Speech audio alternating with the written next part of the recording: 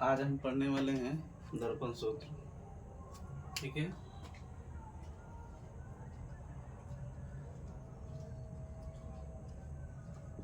अवतल दर्पण में दर्पण सूत्र को सत्यापित करें। इस प्रकार से एक क्वेश्चन आता है 5 नंबर के लिए। तो आइए जानते हैं इस सूत्र को कैसे सत्यापित किया जाता है, प्रूव किया जाता है। तो पहले हम एक अवतल दर्पण का फिगर बनाते हैं। ठीक है, और ये जो है ये दर्पण का मुख्य अक्ष है। ये यहाँ पे दर्पण का वक्रता केंद्र होगा, यहाँ पे दर्पण का फोकस होगा और यहाँ पे अनंत होगा। ठीक है, अनंत और वक्रता केंद्र के बीच हम एक वस्तु को रखते हैं और ये मुख्य अक्ष के समांतर जब आपतित होगा किरण तो पास कहाँ से करेगा, मुख्य अक्ष के समांतर एक आपतित किरण डालते हैं तो लौटेगा कहाँ से, तो फोकस से लौट जाएगा। ठीक है, और एक किरण को पास कराते हैं वक्रता केंद्र से, ये वक्रता केंद्र से पास हुआ है। ठीक है, तो वक्रता केंद्र से जो पास होगा किरण वो समान पथ पर वापस लौट जाएगा। ठीक है, और ये जो है दर्पण का ध्रुव है जिसको P से डिनोट करते हैं। ठीक है, और ये एक वस्तु है, इसका नाम दे देते हैं AB। ठीक है, प्रतिबिंब कहाँ बन रहा है, दो किरण जहाँ पे कटता है वहाँ पे इसका प्रतिबिंब बनता है, तो यहाँ पे इसका प्रतिबिंब बन रहा है और ये दर्पण के सामने प्रतिबिंब बन रहा है, तो ये वास्तविक होगा। अब वास्तविक कैसा होगा, उल्टा होगा तो A नीचे आ जाएगा और B ऊपर चला जाएगा। इसमें डैश लगा करके नाम दे देंगे। ठीक है, ये प्रतिबिंब का नाम हो गया। और एक यहाँ से क्या करते हैं, ये लंब डाल देते हैं, ये यहाँ से लंब डाल देते हैं और ये भी एक वस्तु जो खड़ा है ये लंबवत खड़ा है। ठीक है, तो लंबवत खड़ा है तो इसका यहाँ पे 90 डिग्री का कोण बनेगा, यहाँ भी जब प्रतिबिंब बनेगा यहाँ भी 90 डिग्री का कोण बनेगा। ठीक है,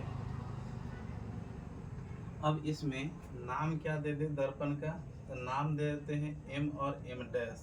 ठीक है, ये जो लंब जो डाले हैं यहाँ पे भी कुछ पॉइंट का नाम दे देते हैं, यहाँ पे L और N दे देते हैं नाम। ठीक है, हो गया, सभी पॉइंट का नाम डाल दिए हैं। अब इसको प्रूव कैसे करते हैं, पहले तो लिखेंगे क्या, माना कि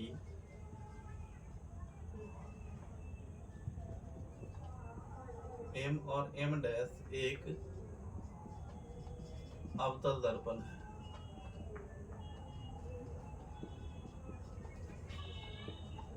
ठीक है, जिसमें AB एक वस्तु है जो अनंत तथा वक्रता केंद्र को C से रिप्रेजेंट करते हैं, के बीच क्या किया गया है, रखा गया है, के बीच रखा गया है, जिसका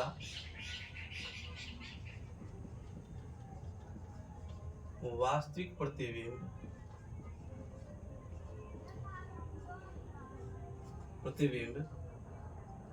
A डैश B डैश, ये A डैश B डैश ये इसका वास्तविक प्रतिबिंब है जो C तथा F के बीच बनता है। ठीक है। इसके बाद यहाँ पे क्या करेंगे, जो भी दूरी है वो हम लिखेंगे। ठीक है, क्या है, वस्तु की दूरी। वस्तु की दूरी क्या है, PB है, U से रिप्रेजेंट करते हैं। प्रतिबिंब की दूरी को V से डिनोट करते हैं। ये कहाँ पे प्रतिबिंब बन रहा है, तो P से B तक, P डैश B डैश इसका प्रतिबिंब बन रहा है V। उसके बाद वक्रता त्रिज्या, पहले फोकस दूरी लिख लेते हैं। फोकस दूरी कहाँ से कहाँ तक होगा, P से F तक, ये हो जाएगा स्मॉल f। वक्रता त्रिज्या P से C तक, ये हो जाएगा f। और f बराबर क्या होता है, वक्रता त्रिज्या को r से डिनोट करेंगे और r इक्वल टू 2f होगा।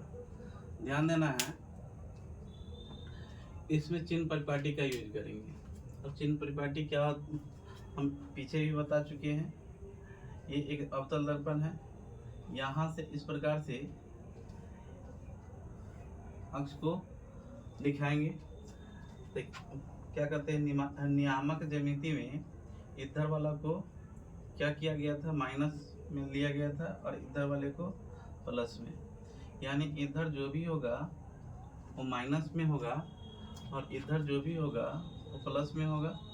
ठीक है, तो ध्रुव के इधर जो होगा बाएं के तरफ, ध्रुव के बाएं के तरफ, तो ये हो जाएगा माइनस में हो जाएगा, ये भी माइनस में हो जाएगा।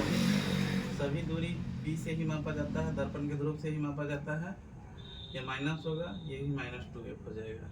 ठीक है, अब यहाँ पे लिखेंगे क्या, सिद्ध करना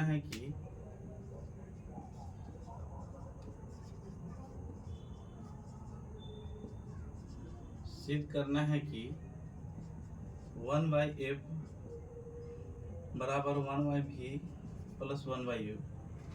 यही फॉर्मूला जो है दर्पण सूत्र है। ठीक है, और इसी को सत्यापित करना है यहाँ पे। तो यहाँ पे ध्यान देना है, क्या ये त्रिभुज में हमेशा ध्यान रख लेना,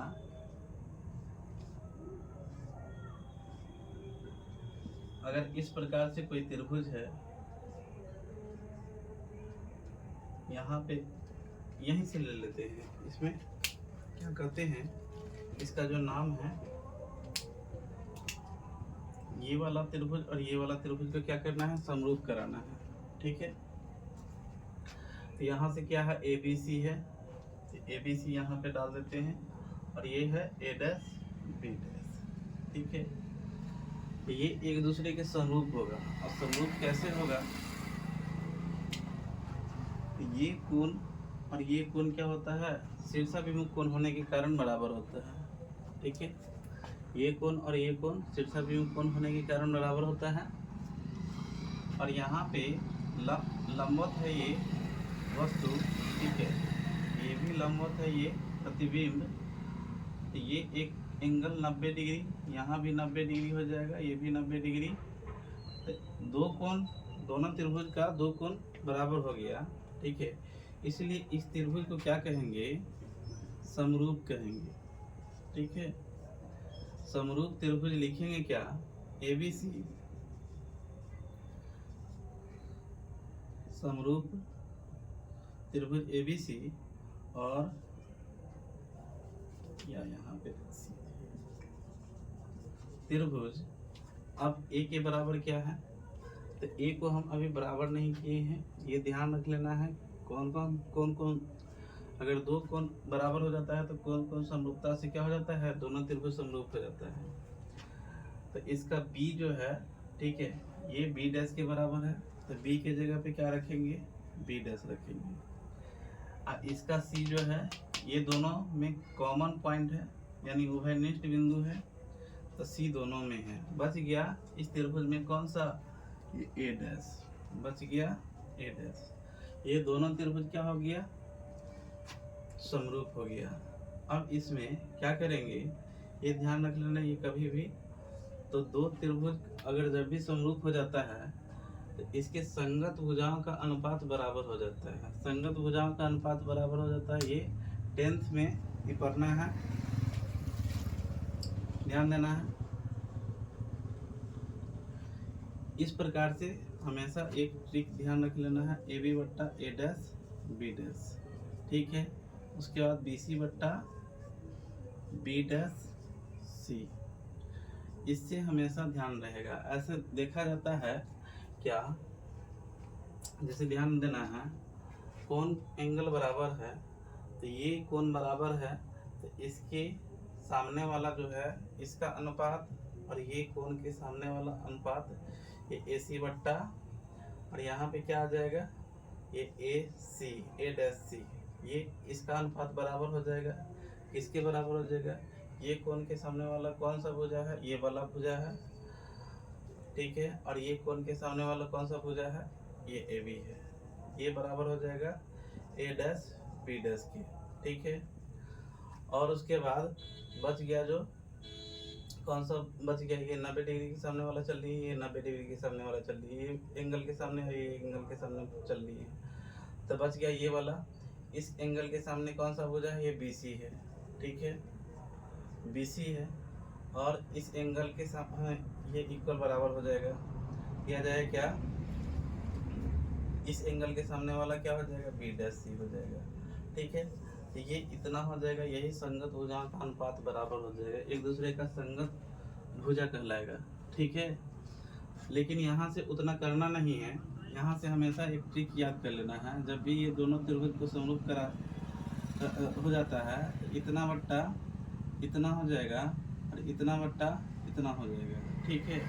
अब इसी दो ठो भुजा में हमको चलना है, तो ध्यान देना है, इसको क्या कर लेना है, मान लेना है पहला समीकरण, ठीक है।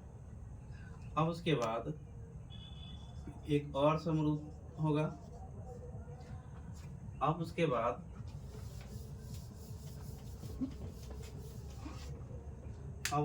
कौन सा त्रिभुज समरूप हो जाएगा, तो ये वाला और ये वाला एक दूसरे के समरूप हो जाएगा, ठीक है। तो इस प्रकार से है, ये इस प्रकार से है, यहाँ पे L है, N है और यहाँ पे F है और ये A डैश है, B डैश है, यही है, ठीक है। तो ये एक दूसरे के समरूप हो जाएगा, क्योंकि ये दोनों कोण आपस में बराबर हो जाएगा, शीर्षाभिमुख कोण होने के कारण बराबर हो जाएगा। यहाँ लंब है यानी 90 डिग्री, यहाँ भी लंब है यानी 90 डिग्री, तो दो कोण बराबर हो जाएगा, तो कोण कोण समरूपता से दोनों त्रिभुज एक दूसरे के समरूप हो जाएगा, ठीक है। अब उसके बाद यहाँ पे लिखेंगे समरूप त्रिभुज,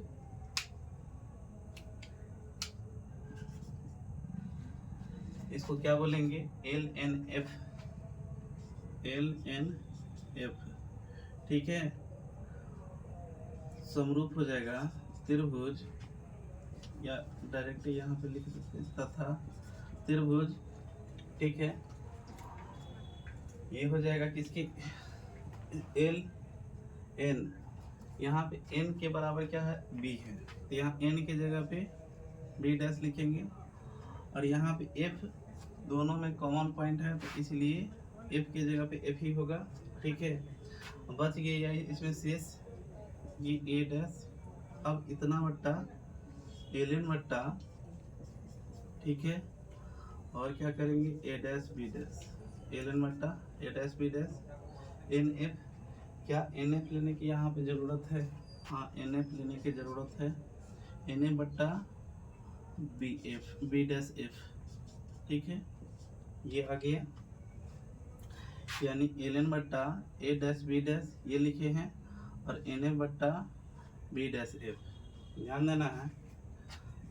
अब क्या करना है, ये जो है N और P बहुत ही नज़दीक है, यहाँ पे लिखेंगे क्या,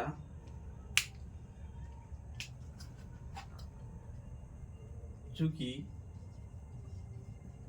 n तथा p बहुत ही निकट है, इसीलिए अगर यहाँ पे हम n के जगह पे p कर देते हैं तो ये क्या हो जाएगा, ये p अगर n के जगह पे हम बैठा देते हैं तो ये LP हो जाएगा। तो यहाँ पे इसीलिए हो जाएगा क्या, LP बराबर हो जाएगा LN के। ठीक है, और भी कोई इक्वल होगा तो NF बराबर जो हो जाएगा, यहाँ पे n के जगह पे हम क्या कर देंगे, p रख देंगे, यह आ जाएगा NF बराबर हो जाएगा PF के। ठीक है, ये क्यों किए हैं अभी पता चलेगा। ठीक है, यहाँ पे LN के जगह पे क्या हो जाएगा, ध्यान देना है, LN के जगह पे हो जाएगा LP, इसीलिए यहाँ पे LN के जगह पे LP हो जाएगा, A डैश B डैश रह जाएगा। ठीक है, और यहाँ पे N के जगह पे क्या हो जाएगा, NF के जगह पे PF हो जाएगा, और नीचे में B डैश F रह जाएगा। ठीक है, अब ध्यान देना है, यहाँ पे ये दोनों जो है समांतर रेखा है, ये दोनों क्या है, एक दूसरे के समांतर है। तो कभी भी समांतर रेखा के बीच की दूरी हमेशा समान होती है, दो समांतर रेखाओं के बीच की दूरी हमेशा समान होती है, कहीं भी चले जाए अनंत तक तब भी ये हमेशा समान ही रहेगा। तो ये क्या हो जाएगा, LN, ये LP जो हो जाएगा ये AB के बराबर हो जाएगा, ये LP जो हो जाएगा AB के बराबर हो जाएगा। तो यहाँ पे लिखेंगे क्या, LP के जगह पे AB रख देंगे। ठीक है, A डैश P डैश ये रह जाएगा, PF को रहने देंगे, B डैश F को रहने देंगे। और यहाँ पे हम किसके इक्वल कर दिए हैं, LP के जगह पे AB कर दिए हैं, यहाँ पे लिखेंगे LP बराबर जो है AB है, इसीलिए। ठीक है, और इसको जो है दूसरा समीकरण हम मान लेंगे। ठीक है, इसको दूसरा समीकरण मान लेंगे। अब उसके बाद समीकरण 1 तथा 2 से, ठीक है, ये ध्यान रख लेना है, कभी भी दो समीकरण का, ठीक है, दो समीकरण का कोई भी टर्म अगर बराबर हो जाता है तो उसका विपरीत टर्म जो हो जाता है एक दूसरे के बराबर हो जाता है। ठीक है, यानी यहाँ पे LHS बराबर है, ठीक है, यहाँ भी LHS बराबर है, तो इसका जो है RHS बराबर हो जाएगा। ठीक है, तो यहाँ पे क्या हो जाएगा कि LHS दोनों में दिख रहा है बराबर, तो इसलिए इसका RHS जो हो जाएगा बराबर हो जाएगा, ये हो जाएगा B डैश C BC बट्टा B डैश C, और यहाँ से PF बराबर, हाँ, PF बट्टा B डैश F हो जाएगा। अब क्या करना है, ध्यान देना है, अब इसमें देख लेना है क्या कि कोई इसका वैल्यू का दूरी दे रखा है क्या, तो यहाँ पे PB दे रखा है -U B dash -B PF बराबर -A PC बराबर, तो इसमें जो दे रखा है और BC का वैल्यू क्या पता है, तो BC का वैल्यू हमको पता तो नहीं है, लेकिन इसको हम एक और चीज़ में तोड़ सकते हैं। ठीक है, BC को क्या तोड़ सकते हैं, जैसे BC को हम कह सकते हैं पूरा PB में से अगर ये PC को अगर घटा दे, BC जो हो जाएगा पूरा PB में से अगर ये PC को अगर घटा दिया जाए तो बच जाएगा BC। जैसे मान लेते हैं एक लाइन है, ठीक है, पूरा कितना है 10 सेंटीमीटर है, ठीक है, और ये जो है ये 8 सेंटीमीटर है, तो ये निकालना है, तो इसमें से इसको घटा देंगे तो ये इसका मान निकल जाएगा। तो इसी का मान BC का मान निकालने के लिए पूरा PB में से क्या किए हैं, ये PC को घटाया है। ठीक है, तो यहाँ पे PB माइनस PC BC को लिखे हैं। अब B डैश C को क्या लिखेंगे, B डैश C का वैल्यू कुछ नहीं पता है, इसलिए B डैश C को हम फिर तोड़ेंगे। PC में से पूरा पीसी में से अगर पीबी डैश को घटा देंगे, पीबी डैश को घटा देंगे तो ये बी डैश सी का वैल्यू पता चल जाएगा। ठीक है, पीएफ का वैल्यू दे रखा है इसलिए पीएफ को नहीं तोड़ेंगे, पीएफ को जैसे है वैसे रहने देंगे। बी डैश एफ का वैल्यू नहीं पता है, बी डैश एफ को भी तोड़ेंगे। बी डैश एफ को हम क्या लिख सकते हैं, पूरा पीवी डैश, पूरा पीवी यहाँ से इतना में से बी डैश एफ का वैल्यू निकालने के लिए पूरा पीवी डैश में से पीएफ को अगर हम घटा देते हैं, ठीक है, तो बी डैश एफ का वैल्यू निकल जाएगा। इस प्रकार से तोड़ दिए। अब सब का इसमें वैल्यू रख देंगे। वहाँ से पीवी का वैल्यू क्या है, माइनस यू है, ये रखेंगे। पीसी का वैल्यू क्या है, तो पीसी का वैल्यू माइनस 2f है, माइनस 2f है।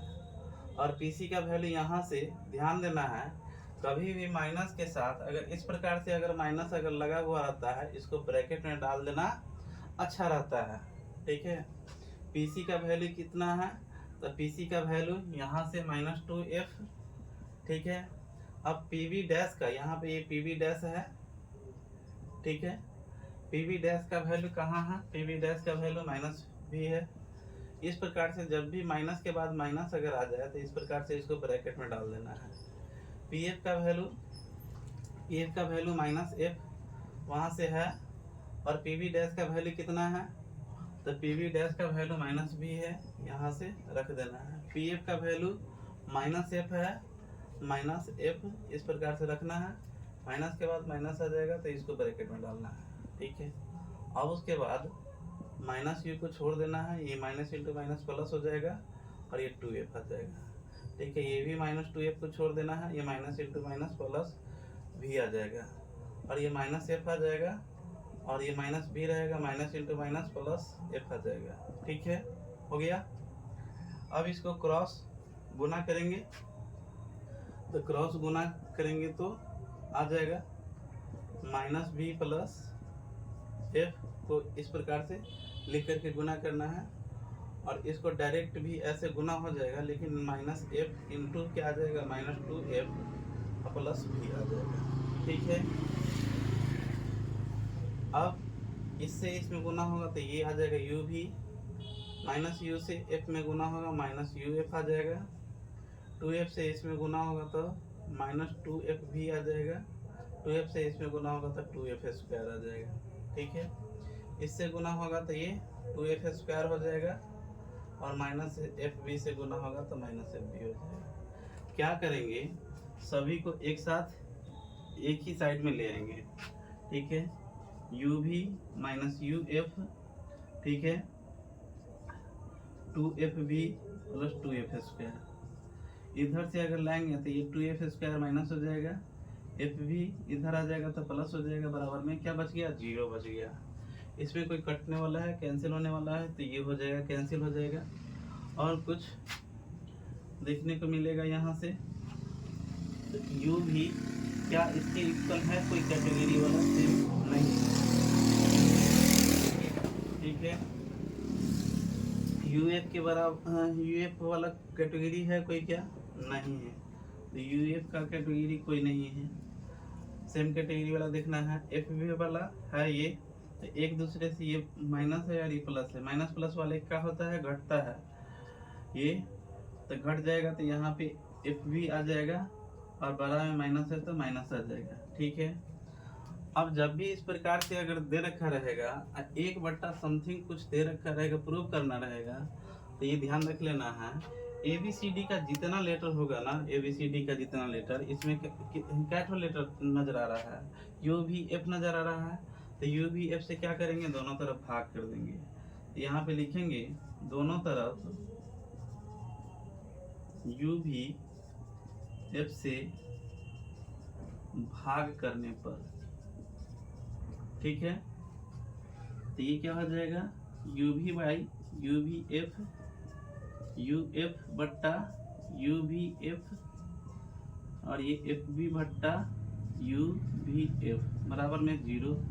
यहाँ से कटेगा, कौन सा कट जाएगा, u से u कट जाएगा, b से भी कट जाएगा, यू से यू कटेगा, एफ से एफ कटेगा, भी से भी कटेगा, एफ से एफ कटेगा। तो यहाँ से बच जाएगा, ऊपर में कुछ नहीं बचेगा तो एक बचेगा, यहाँ से बचेगा, ऊपर में कुछ नहीं है, एक बचेगा, नीचे में भी बचा है, नीचे से 1/u बचा है। 1/f बराबर क्या हो जाएगा, इधर भगाएंगे इसको तो 1/v 1/u, यही आ गया, प्रूव्ड हो गया। ठीक है, तो कैसा लगा, इसको लाइक और कमेंट और शेयर कर दीजिएगा। ठीक है।